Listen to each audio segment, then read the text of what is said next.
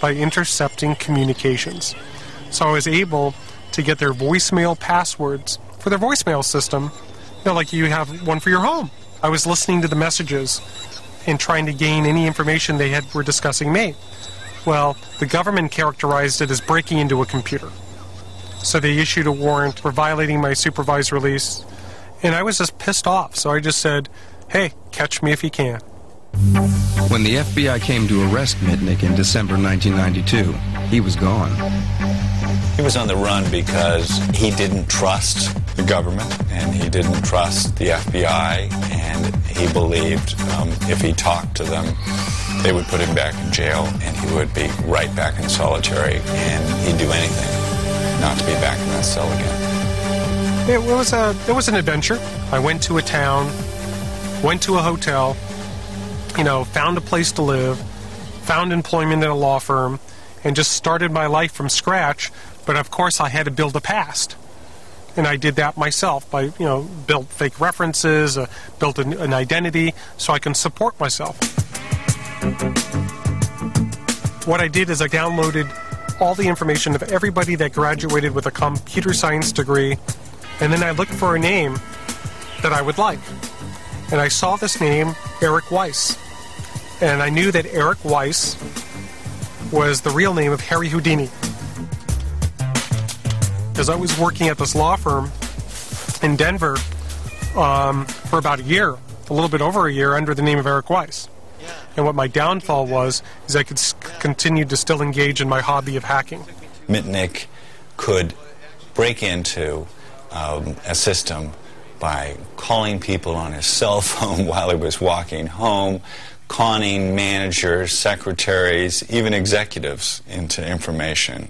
Kevin was systematically attacking the computers of some of the world's largest cellular telephone manufacturers, and he was stealing their source code. Mitnick was now hacking with a purpose, to keep one step ahead of the law. By hacking into mobile phone companies and copying the blueprints to their phones, he was able to make untraceable calls.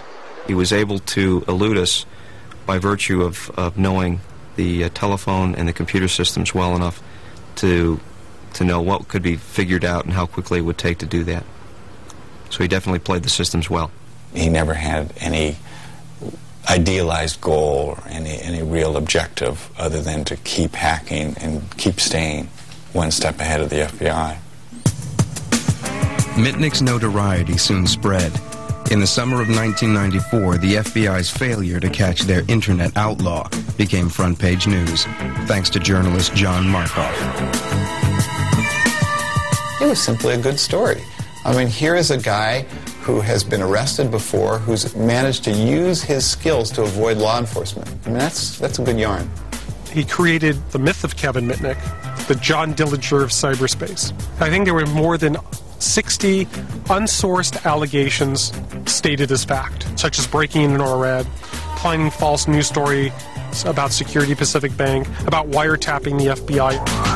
Markoff's portrait of Mitnick tapped into the growing fears of businesses and members of the public who were just getting used to the idea of a life lived online.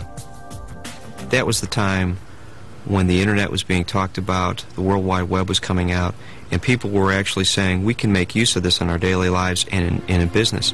And if we're going to be using this in business, we're going to need to make sure that it's secure, because if I'm going to put in millions of dollars and I'm going to have customer information or company information available to anybody over the net, I want to make sure it's available only to those people who I want it to be available to.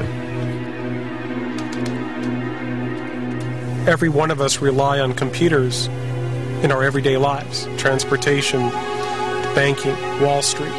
Somehow a computer touches us in everything we do. When we pick up the phone, it's a computer. And people, they're not familiar with the technology, think that it's just this mystical, magical thing that this guy out there that's public enemy number one could manipulate and bring everything crashing down.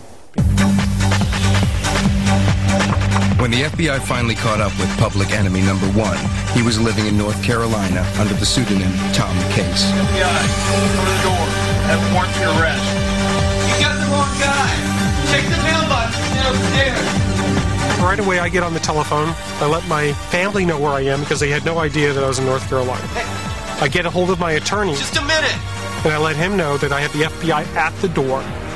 I ended up like popping open the door just a crack to go, well, who are you?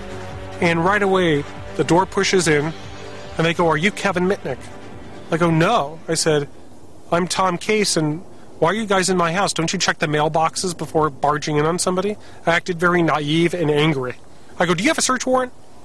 And they go, well, if you're Kevin Mitnick, we do. I said, well, I'm not this guy Mitnick, so where's your search warrant? Eventually they said, well, we want to take you down to FBI headquarters and fingerprint you to see if you're this Kevin Mitnick or not. So I said, okay, absolutely. I said, just give me your card and tell me what time you want me to be there in the morning, and I'll be there. And they go, no, we want you to go down now. You know, we're not interested in having you show up later. They go arrest him, cuff him, and I was under arrest. Mitnick was back behind bars, this time facing 25 charges of computer and telephone fraud. The case was so complex that Mitnick would spend 4.5 years in a cell before coming to trial. He was thrown in a county jail. He was actually beaten up. A lot of things were done to let Kevin know that the government was going to play hardball. The government made it clear that they might indict him in different jurisdictions, that he might have to face multiple trials. He did not get the evidence against him for a very long time. The only trial Kevin Mitnick got was in the New York Times and in the media. Mitnick stood accused of stealing $80 million worth of software from the companies he had hacked. In his defense, he laid claim to the hacker's ethos. Copying software was not theft. To do computer fraud or wire fraud, you have to deprive somebody of their money or property. Well, money wasn't an issue in my case, and property, when do you deprive somebody of property? Making a copy, are you really depriving that person of it? So it gets murky. The government never alleged, or was it ever proven, that I intended to use or disclose that information. The information was the trophy. It was the proof of the hack. Mitnick may have been a folk hero for hackers, but others didn't see it like that. I think the terms of the game have changed dramatically, and the kind of moral justification you could make for hacking, in a sense, that spirit really resonated well with an earlier world, and I think it really is not possible to justify it today in the same way. In 1999, Mitnick was sentenced to 5 years in jail, most of which he had already served while awaiting trial. It was a longer sentence than that served by many killers. He was let out on supervised release early last year. So I'm under such stringent conditions of supervised release that if I were to touch this computer, I would probably get sent back to federal prison.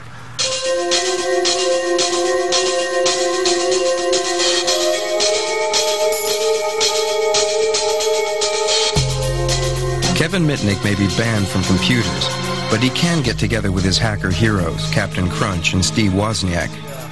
It's more sensationalist to make it sound like hackers are a threat to our lives and our securities and our money and everything in the world. And people who don't understand, curious minds, there's always going to be a group of bright kids that are a little bit technical and start looking beyond, what if this, what if that? These pioneers find it hard to come to terms with hacking's outlaw status. But the world has changed, and all that's left are fond memories and relics of the good old days.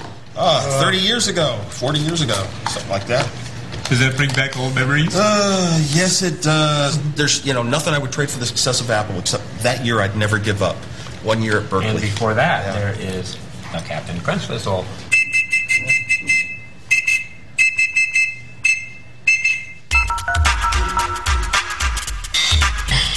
Up next, join the Mad Boys of Pizza, followed by the antics of Kyle, Stan, Kenny and Cartman in South Park.